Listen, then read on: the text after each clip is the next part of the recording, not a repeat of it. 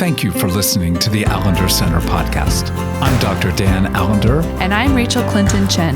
We're fiercely committed to providing hope and healing to a fragmented world. And restoration for the heart. Thank you for joining us. Let's get this conversation started. Rachel, we have a privilege that is immense.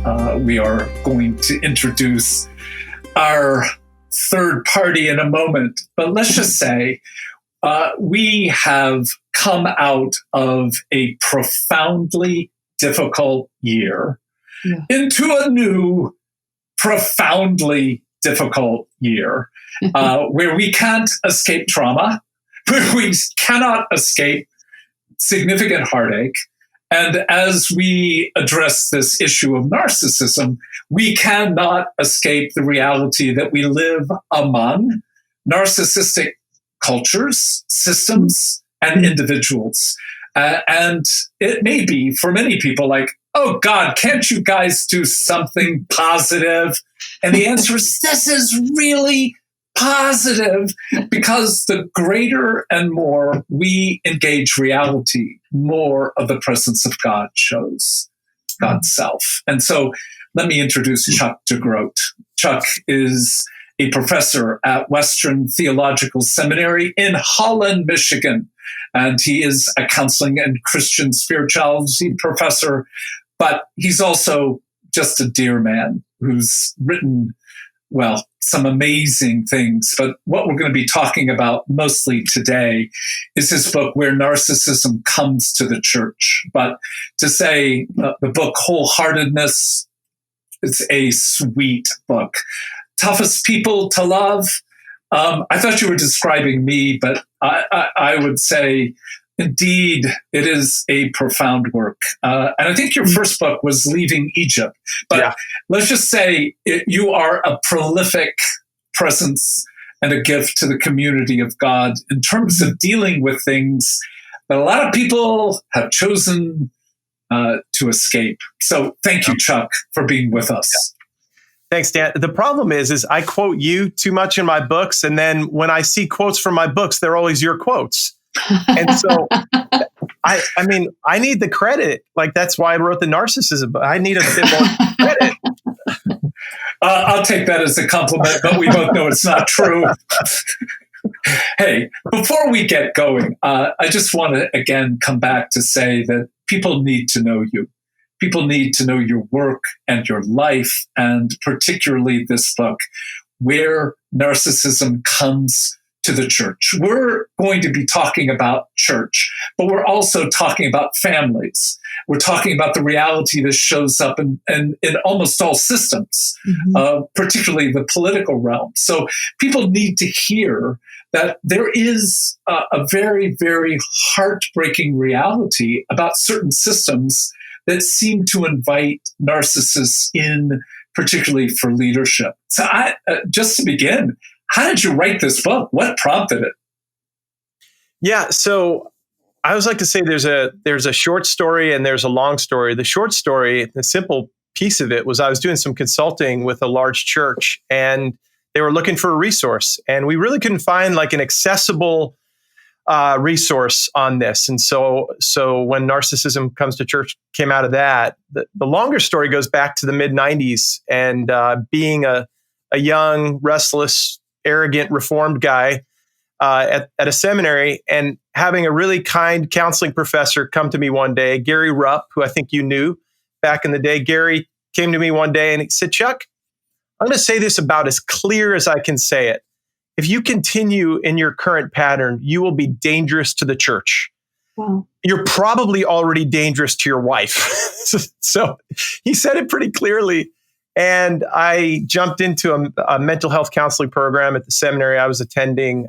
Some really good folks who you all have probably been connected with over the years were supervisors, kicked my butt over the course of 3 years. And so it was really my own recognition of some of my own patterns. And that certainly opened me up to seeing narcissism in pastors, and in particular the church planting world that I was in for about 15 years. take us a little further. When you speak about the word narcissism, people have heard Rachel and I talk about this actually a few times. So I want you each to engage. What are you talking about when you talk about the word narcissism? Yeah. Rachel, you want to go first? No. No, I'm going to let the expert who wrote a really great book go first. Yeah. So this is tough for me to answer simply because there are like clinical definitions that I think are helpful. We were talking about Lash before this podcast began. Dan and I were. Christopher Lash, The Culture of Narcissism. He talks about the longing to be freed from longing, which I think is profound. Has something to do with a need for control. That's an important piece. Of course, we have the DSM, which is kind of the Bible for psychologists, right? It talks about grandiosity, entitlement, attention seeking, a lack of empathy. And we could get into each one of those in depth. There are distinctions like grandiose narcissism, which is more of your stage-like arrogant narcissism, and vulnerable narcissism, which is more of your smug superiority. I actually use the Enneagram to get into 9 different faces of narcissism, which would be much too long to talk about right now, but has been something that I've just played with since I first discovered the Enneagram in the late 1990s. And so that gives you sort of like 9 different variations. So it's not just the achiever, it's not just the powerful 8, but it's also the dramatic 4 and the analytical 5 and the hypervigilant 6 and the benevolent narcissist 2, et cetera, et cetera, et cetera. Yeah. It really is life-giving to read that. And at least my experience when I was reading that was like, oh, you've got to have volume 2, volume 3 to take this material. It's rich in the form it's already. But like any explanatory category that catches you with oh, yes, there's something life-giving, like, say more. So as you put all the words to that, it has to trigger a lot for each of us. But Rachel, what's the trigger for you? Oh, I mean, in some ways, when you've been swimming in narcissistic systems and someone's putting language to this is what you've been feeling, it's both incredibly relieving and yet also so sobering and like grief filled and like rage filled, because it is like I think you even use this language like, I'm not crazy. Yeah. I'm not crazy. But I also am laughing because my husband and I were reading the Enneagram narcissism types, and I'm a 2 and he's a 9. And so we were like, yeah, this is the truth right here. These really, like when you are in your most unhealth and that kind of need, like I'm a benevolent, like I'm like, oh yeah, this is true. And I just felt really grateful for your labor to bring that kind of nuance to something that I think people use so flippantly, but don't understand the power of it and the ways it hides in different styles of relating. So I felt really grateful. Yes. And for me, it's a relief that I'm not the only narcissist as an 8 among the 9. That's great. Well, the 8s always get targeted. Claudio Naranjo, the old, one of the godfathers of the Enneagram, Claudio Naranjo, called the 7 the archetype of narcissism. But it's always the 9s are always the ones who are like, who, me? Really? I read that real loud. I was like, he says this is the one that's actually the most subtle. I love that phrase by Suzanne Stabile, storing up arrows in the quiver, ready to shoot. Well, as you have pondered this, and I think it would be helpful for our audience to hear, how did you come to address this in the context of the church, but particularly through the issue of those people drawn to do church planting? Yeah, this has caused me not a little bit of pain over the years doing this kind of work. And naming these dynamics, because as soon as you start naming these, particularly in I won't get into any specific denominations, but kind of more conservative context, sort of male authority context, patriarchal, as soon as you start naming these kinds of dynamics, you get pushback. And I remember this began for me in the church, first church where I served, where I was counseling an elder and this elder's wife. And I was naming dynamics of emotional abuse and narcissism. And it became pretty clear pretty quickly that this is not anything that you need to be doing, Chuck. You're supposed to be giving them love languages, concepts, and Mars and Venus kinds of things, but not conversation about emotional abuse, narcissism. In the church planning world, that began for me in the early 2000s or so, when I was invited to participate in psychological assessments.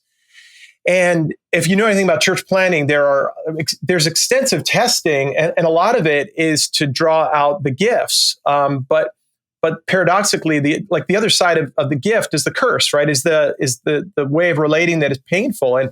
And so I'd sit around and they'd say, well, he's so gifted. He's raised all this money. He's got such good stage presence. He's so winsome. And I'd say, well, based on some of my testing, I've got a red flag, at the very least, a yellow flag. I see some arrogance. I see some superiority, and I'd get shot down pretty quickly, because I was pointing to the guy who'd raised all the money, and the guy who looked the part and dressed the part, whose spouse looked the part as well. And so this has been painful to kind of name these dynamics in the church planning world. The interesting thing about this, you guys, is that now, probably almost 20 years later, folks from my old denomination have been the ones who've called me over the last 6 months to say, hey, I think that this is a major problem within our denomination. I think we've elevated planters who are narcissistic. And now I think we're facing a reckoning. And we're seeing this across denominations. We're seeing this across networks. There's a kind of reckoning in the church planning world, mega church world, around narcissism.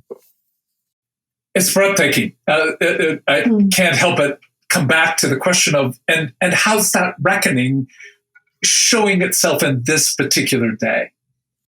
Yeah. Well, so, in the last 5 years or so, we've seen these hashtags, Church Too, Me Too, right? It began with Me Too. It's extended to Church Too.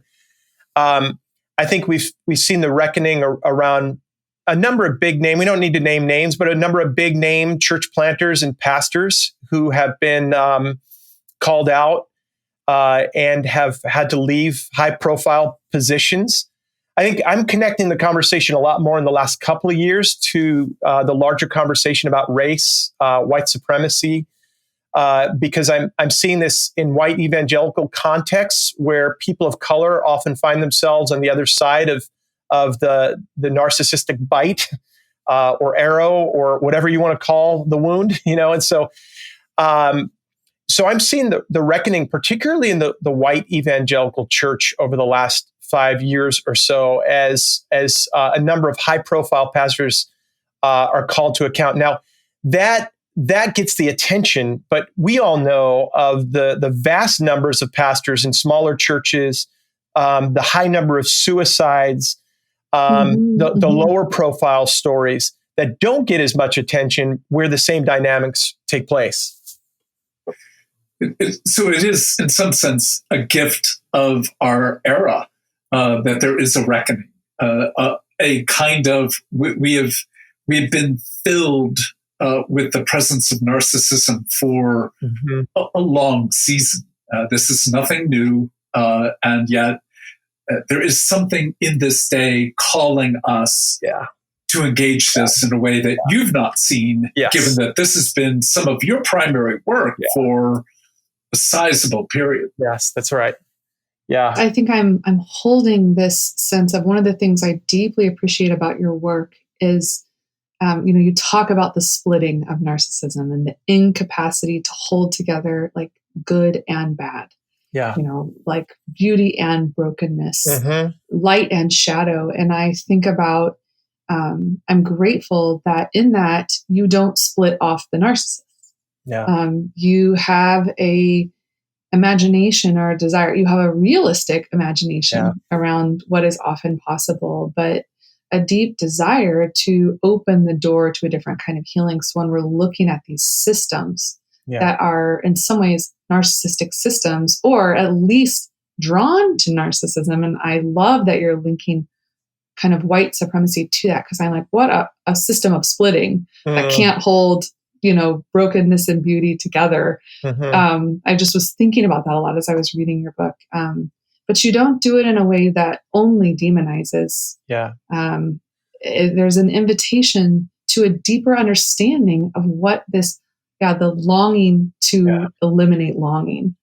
Yes. Yeah. Probably the hardest part of the book for people who've read it. I mean, I thought that I'd get a, punch in the nose from pastors, saying, you're way too hard on us. You're way too hard on the church.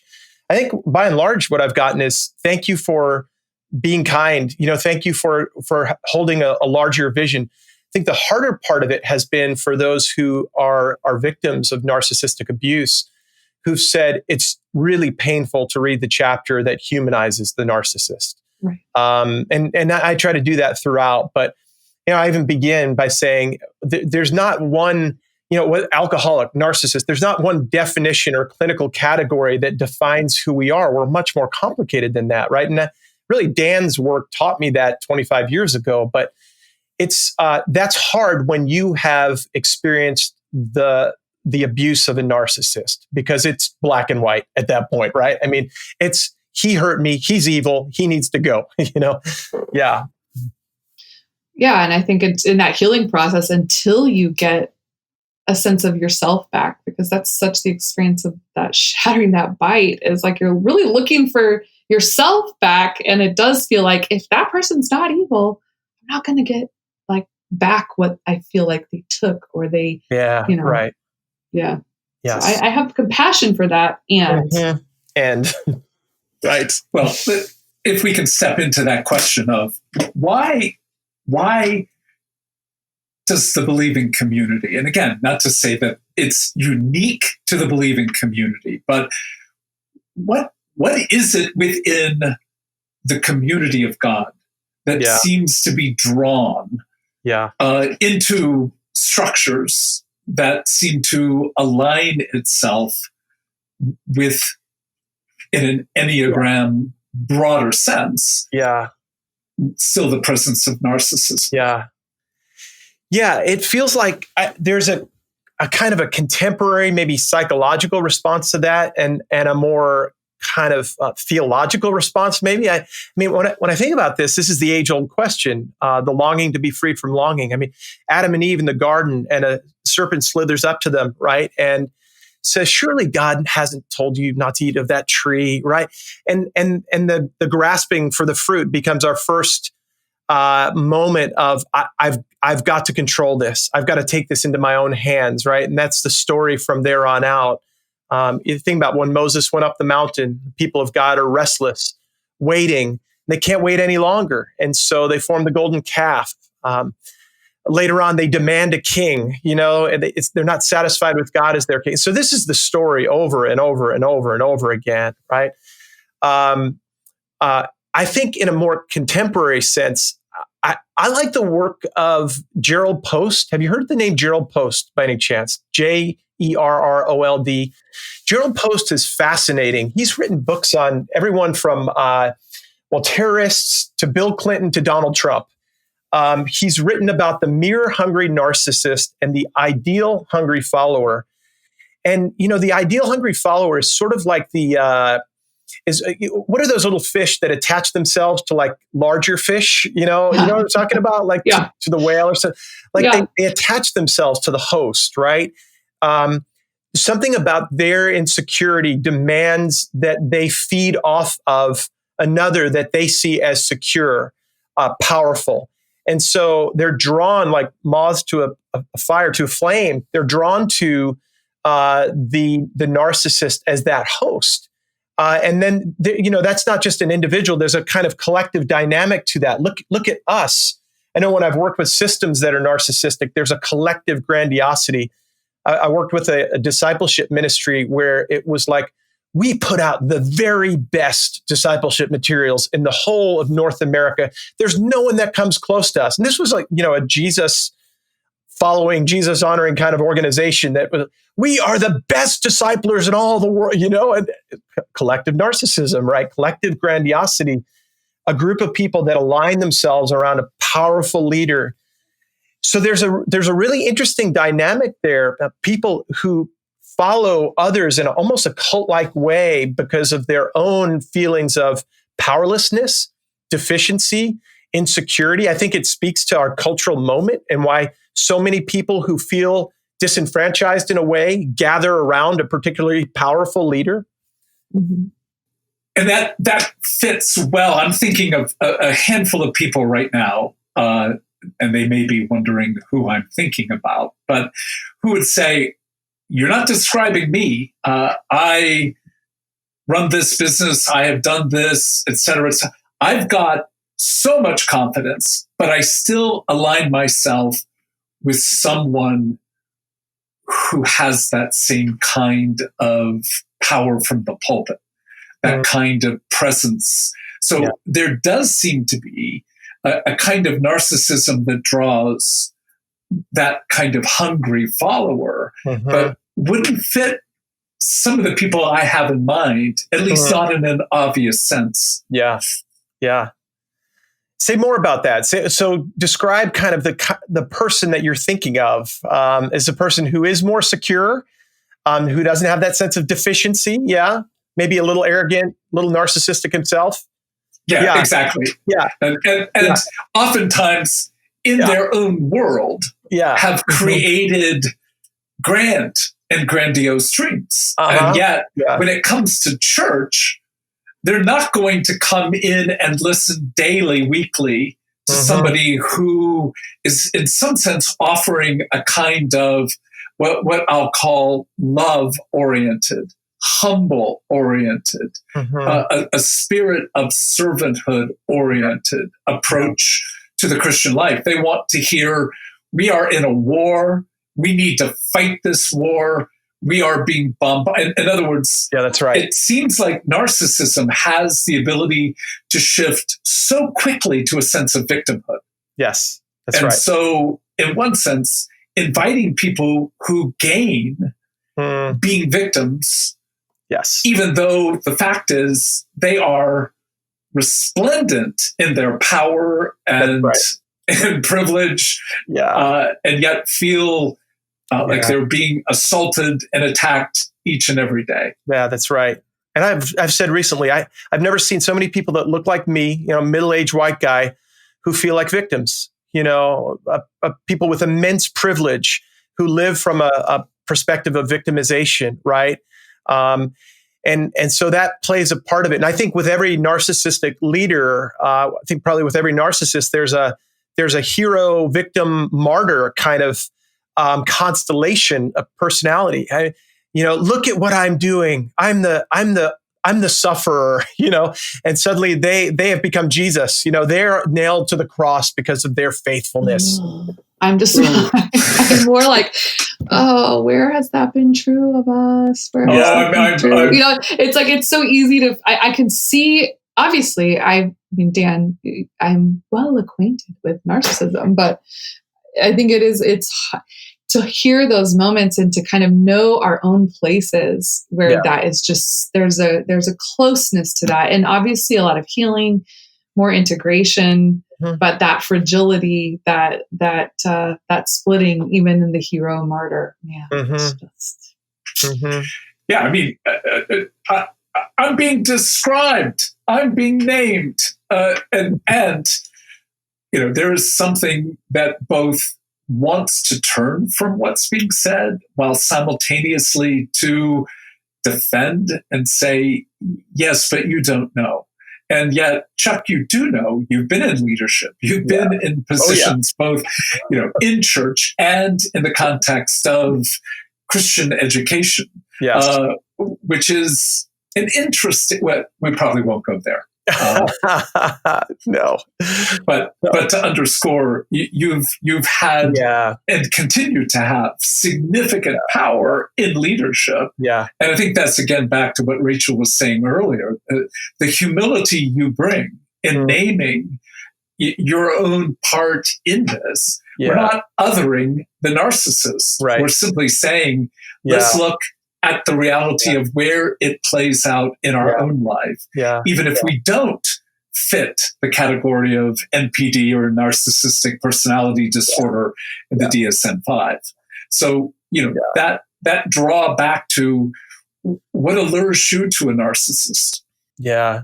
When I think about ministry in particular, I mean, how many people, if the stats are right, I mean, 90% of people don't like public speaking, right? But pastors are called to public speaking and then speaking on behalf of God, right? So no wonder we draw narcissists to ministry. And, we give degrees called Master of Divinity degrees, right? Right?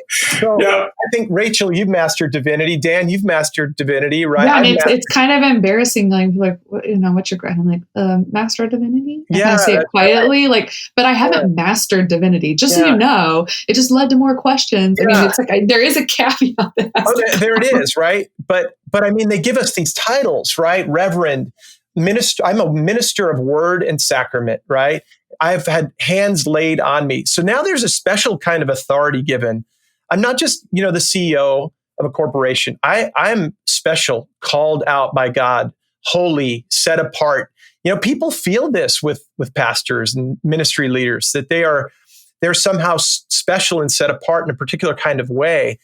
And so the power that you're talking about, Dan, I think is, this is a particularly important point that we need to emphasize in ministry context in particular, that we give immense deference to people in pastoral ministry, pastoral power, because of position, title, authority, robe, clerical collar, and all the rest. And when you disrupt this, and you have been called into particular churches, into denominations, how's it going? Well, so it's really interesting. I've seen an evolution to the answer to that question. I think that what's really interesting, I'd be really curious to get your take on this, you guys. There has been growing curiosity around psychology and self-understanding. When I first broke in the mid 90s, I was at a seminary where there was you did psychology over here and you did theology over here, and never the two shall meet. And so even my first writing was an attempt to say, no, the stories cohere, they go hand in hand. But I've seen a whole lot more curiosity. And so what's tricky nowadays is, what's tricky about answering the question, how's it going, is I can go in and I can begin to poke around, and the response I'll get is, oh, I know my stuff. I'm a 7. I'm an Enneagram 7, and my 7-ness shows up in these ways. And, I'm humble. I'm a follower of Jesus. The gospel invites me to take my sin seriously. And I do, Chuck. You need to know that. I constantly confess my sin to my church staff. I constantly confess my 7-ness. So I don't know why in the world you'd ever think that I'm on the narcissistic spectrum, because I'm just I'm a bold sinner. And, psychologists like you come along and you're always poking and prodding and looking for problems where they don't exist. That's what makes it tougher nowadays to answer this question. I don't know if you guys have seen that, but that's what I'm seeing. Oh, I remember, I'm old enough that I remember the day that even the thought of some level of introspection was a radical thought. And to be able to actually take people back to how Jonathan Edwards went about there had to be models that clearly, especially within the Reformed community, had some ascendancy to invite them. But today, in some ways, people are language familiar and therefore more able to escape than they were 20, 30 years ago. That's right. Yes. I just think about that. the youngness, like the childishness of narcissism at its core. And I think a lot about, you still see that just because people have the right language, you can still feel that sense of you're still drinking spiritual milk. And again, we all get to be on a journey. There is a redemptive arc that we get to participate in. But it kind of goes back to like, yes, I think I do see people having more language, but the way it's been integrated and connected to story, not just this is my personality, but like, how did this come to be? And how is this playing out over and over and over again? And why are people drawn to something that's perceiving to give them a really clear answer for really complex, tension-filled, messy spaces? And I guess I understand how people kind of are like a moth to flame to something that presents as big enough and clear enough and rigid enough, you know, for all the complexity. But that for me is where I'm looking like, where's the, like you don't really have anything to show me, you know, in your psychology, you're looking for something. It always tells me, what are you afraid of in the complexity of what is likely true? Yes, that's it. Right. And it's about living in that tension in relationship. Right. And one of the questions that I've asked for the last 15 years or so, anyone who reports to me or is around me or in proximity on staff is, how do you experience me, or how do I impact you? Right. And that I may have gotten that from an Allender book years ago, if I can't remember, but how do you impact me? How do I experience you? It's really painful to get the answer to that question in a specific way, though, you know. And I remember a student came to me before COVID, before everything got shut down, and said, Chuck, you know, you talk a lot about presence and you talk a lot about showing up. And yet when you walk out of your office and through the atrium at the seminary, you're going about 60 miles an hour to get your cup of coffee and to get back to your office. And I'm calling out your name and you're not even responding. And so then it's on me at that point to, you know, do I say, well, why are you in my office right now, student? You know, I don't have time for this. No, my response was, tell me more about your experience. It's painful, right? It's painful to lean into that. I want my students to adore me. I'm at heart a narcissist. I want them to adore me. I want them to say, Chuck is the most important professor I've ever had. And yet, Chuck, you don't live up to what you speak. You walk 60 miles an hour past me instead of being present to me. Ouch. Damn. Can we move on? Apparently not. It's making you uncomfortable. No. Again, these are the kind of moments where just even that as an illustration. Anyone who has to be in public, to speak in public requires enough grandiosity to, in one sense, get on stage and bear the effect. And whether it's a classroom of 10 people or an audience of 10,000, at one level, it doesn't really matter. And yet, when you begin to get pushback with sentences like that, then the reality that rises within me is, you don't know the cost. You don't know the cost. And the cost is not minimal. So my 60, I may be traveling more like 72 miles per hour to depart. And to now hold what I think Rachel's putting words to, can we hold the tension of both? There's something that you've got to grapple with and to receive while still honoring that you need space after some of those encounters, whether people go, but it's so easy for you to be up on the stage talking. And to go, not as easy as you may think. So the ability to hold the tension, shadow, and glory together is one of the ways that at least some of the effects of narcissism begins to dissolve, would be too hopeful, but at least break apart. That's so good. I was spending some time with our student council at the seminary yesterday over Zoom, and they're holding some tense conversations, well and wisely for the most part, tense conversations that we're having around all kinds of issues right now. And they're carrying the burden of leadership. And I said, I love that you're getting this opportunity right now, president, vice president, and secretary of the student council, because you when you first came in as first year students, all you could do was complain about the administration. And now you're saying, so, okay, how do we hear those who are struggling and at the same time build a bridge to the administration, right? And that's the tricky part of it, right? That's what we're all in this trying to do. But I do think one of the major antidotes to narcissism is curiosity. And I know that there have been seasons of leadership for me where I've lost some curiosity because I've been exhausted. I have not shown up very well. And my first response was not curiosity. It was defensiveness. It was, you don't really know how busy I am. I've written some really important things. Do you know what I've written? And I've got this course that I need to teach and this podcast I need to do. So just keep that in mind next time you want to come and take up some of my time. I know that I'm capable of that, right? Mm.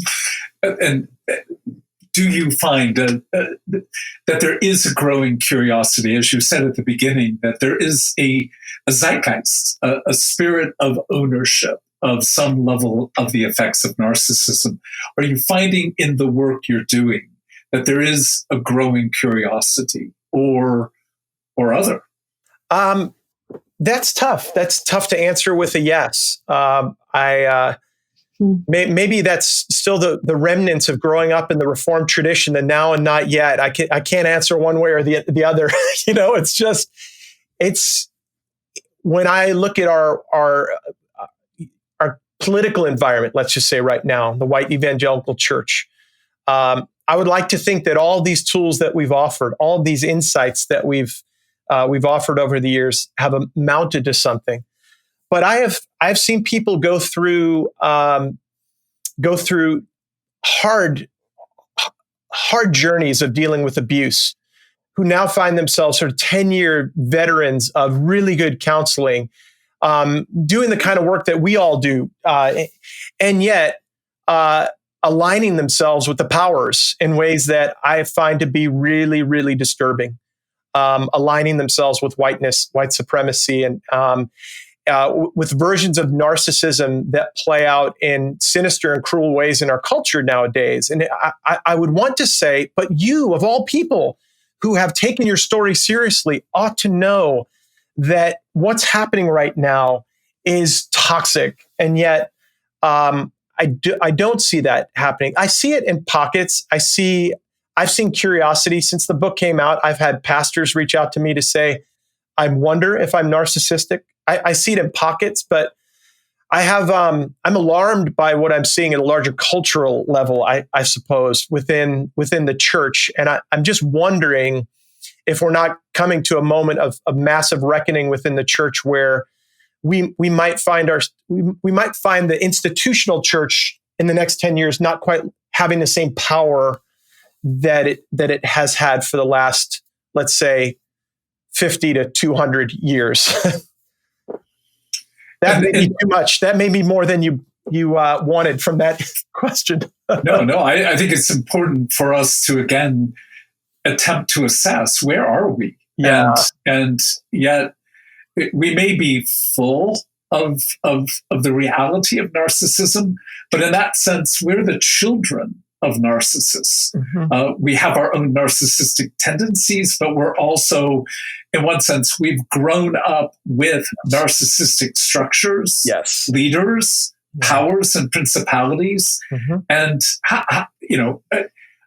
maybe I'm, again, being too psychological here, but there is an assumption that I'm operating that until we address the effects of growing up under those powers, we're going to be less disposed to actually disrupting those powers. Mm-hmm. So when you work with the children who have been in a narcissistic family, narcissistic parent, church, political system, what do you offer? How do you engage? So Yeah, you ask really complicated questions, Dan. Rachel, do you have I'm like, can you tell me? Because it'd be really great to know.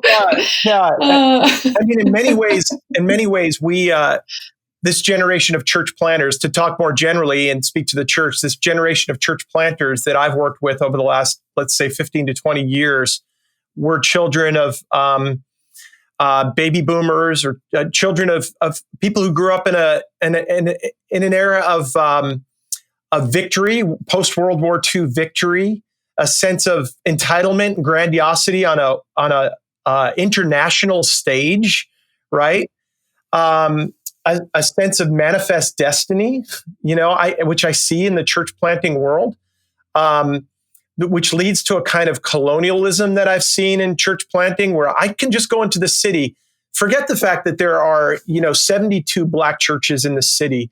This city needs the gospel, and I am the white savior for the city. I've seen that as a kind of byproduct within the children of a generation of this kind of grandiose narcissism. But we see it in individuals, and maybe I can pause there for us to maybe have some comment on that. But I was going to say I see it in unique ways in children, and that would be a much different kind of psychological profile of the, let's say, child of the narcissist. But that's a different trajectory. Maybe we could stop there. What about this manifest destiny, Rachel? This church planting colonialism. Have you seen it? Yes, I have. Well, I mean, I have an interesting story of being a woman called to ministry, coming up through all kinds of formational processes that basically said, you can't be called to this particular type of ministry. Yes. And so I think to have been in formation with the people who have planted I'm 39 years old, who have planted all of the churches, and right. And even having to repent myself of that kind of superiority in my spiritual framework of there's something I have to offer. I mean, when you say that, yes, there's all these churches who could actually use resource and support and are doing the work and are actually indigenous to that community that you want to go serve. And I think that, in some ways it's hard to talk about arrogance. It's hard to talk about these things that I think people feel labeled and they feel defensive and they feel like I'm trying to do a good thing. Yes. And honestly, it just trying to figure out how to love at such a time as this and to be courageous. And I just keep coming back to your language around a longing to be free from longing. I think we're in an era where how that grandiosity, that victory, that manifest destiny is being contended with. The harm it's caused is being exposed, and it's increasing the longing for shalom. Yes. And so I guess I'm not surprised that people are doubling down with this desire to be free from longing that's intensifying and is actually going to require us to be more courageous, more willing to enter our baptism, more willing to die to structures that have sustained some of us, not all of us. And so I have a lot of compassion. I genuinely have a lot of compassion for that. And I'm enough. This has to stop. That's right. One of my heroes, I teach a class on her. One of my heroes is Saint Teresa of Avila. She is my favorite 16th century reformer. She was a 16th century reformer. 1,000 miles south in Spain, a little bit after Calvin and Luther, but she was a reformer. But the reform happened on the margins of the Catholic Church, right? And I think sometimes in genuine reform movements, it has to happen in the margins. A friend of mine calls this the Church of Refugia, the Church of Refugees, right? There's a sense in which I'm not entirely sure it can happen anymore through the typical church plant in the city, even the church plant that has all the right language and philosophy and vision around shalom in the city, right? The Jeremiah passage and all the stuff, right?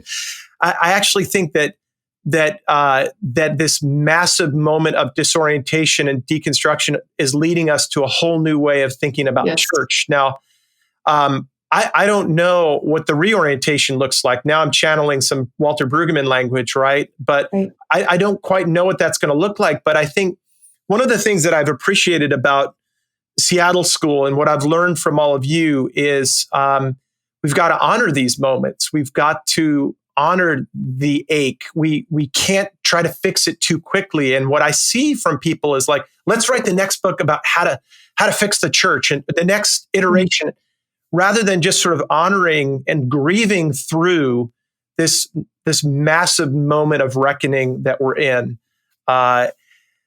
Wow, that's where I think we're probably doing a lot of work behind the scenes in our counseling rooms right now with people who are just grieving in their own ways.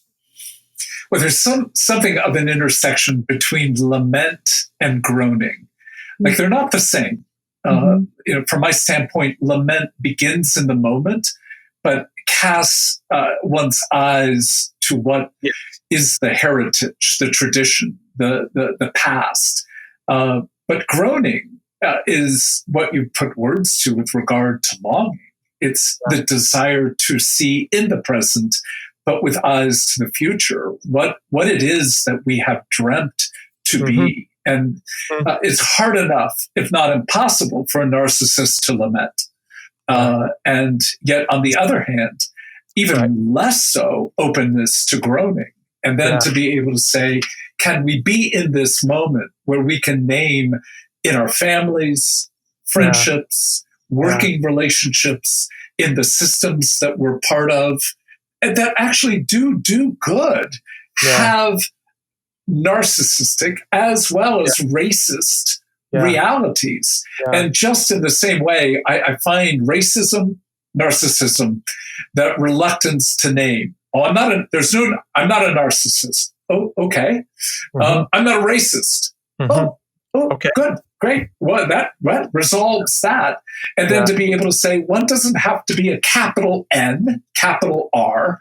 One can begin to actually lament and groan regarding the reality that there are, and again, let's use a benign word, tendencies. Yes. And in that, it infiltrates every system that we're part of. The interplay between narcissism and racism.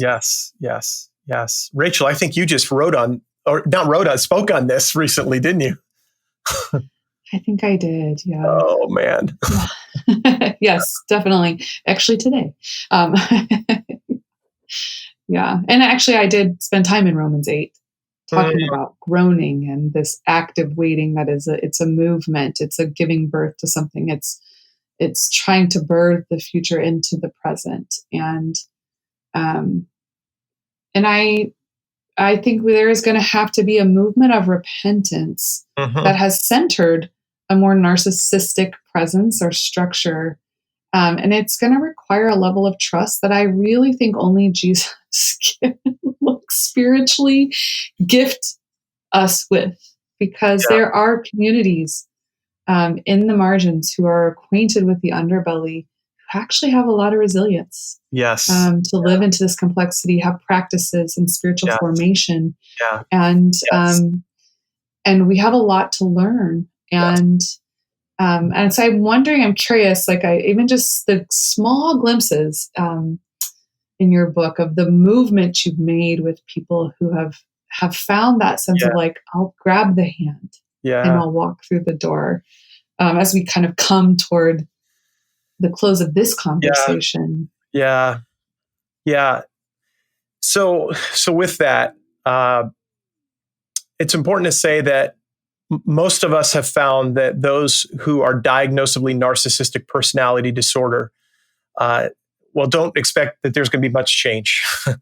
There may be some mitigation, but don't expect transformation. And this is why the spectrum is so important. There's a narcissistic spectrum. There's narcissistic style, type, and disorder. It's kind of like having the sniffles, a bad cough, and a full-blown flu. And I do find that people, and Bold Love gets at this, right? The normal sinner, the fool, the evil. I mean, there's a kind of a spectrum. So those on the lower end of the spectrum are more apt to be curious and self-aware. And those are folks who we can work with. I'm really eager to work with people who are curious. And And even if they're continuing to sin in very real ways, even if they're like addicted to particular kinds of patterns, if they're willing to work with me to disentangle those patterns and their participation in larger patterns, well, let's do it. But it does require an immense curiosity and with personality disorders, of course, you all know this, long-term work. There's not a medication for narcissism. I wish there was, but it is a dissembling, a disentangling of patterns of relating that have been operating for a long, long time. I think that's probably what I'd say initially to that, kind of on the path to healing. I would be really curious to get your assessment of it. Well, what that implies to me is there's another conversation in the very near future, because I want to be so conscious of the fact that you've got other things on your schedule, my dear friend. Yeah. But to say, as we come to a close, there is hope with reality that there can be a calling out from. And you've seen it with regard to people, even, shall we say, at the more hinter edge. So even those folks who are highly diagnosable, with hard, good work, there can be movement. But we're really asking, our audience to not blanch and walk away from a discussion where you're implicated, but where you also have to face the fact that you've been drawn into relationship and into systemic servitude to structures that have kept you blind and in many ways continuing to do harm to yourself and to others. So we're going to step away and say thank you, thank you, thank you. And we can reprise and return to what you've invited. Thank you again, Chuck. Thank you. The Allender Center podcast is produced by the Seattle School of Theology and Psychology. If you'd like more information about the Allender Center, you can look at theallendercenter.org.